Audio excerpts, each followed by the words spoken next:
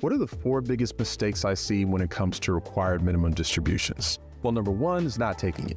Penalties for not taking it are stiff. There's a 25% excise tax on the amount that should have been taken. Number 2, not starting on time. Now, typically when you see this, it's in that first year. That's because the deadline for taking your first RMD is different than what it will be in all other years. So outside of that first year, the RMD deadline is December 31st. However, in that first year, it's April 1st of the year following the year you reach the RMD age. And remember, that's April 1st, not April 15th, like the tax deadline. So that means that if you wait until that April 1st deadline to take your first RMD, you'll have to take another one by December 31st. And 2 RMDs in the same calendar year means you're potentially paying more in taxes than you would if you had spread them out.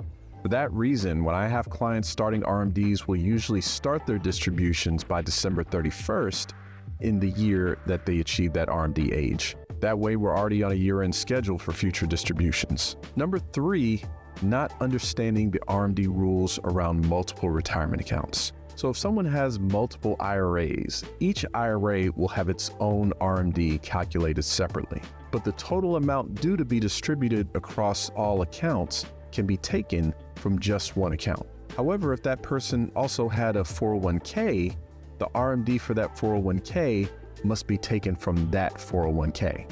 And then number 4 would be missing out on QCDs, or qualified charitable distributions.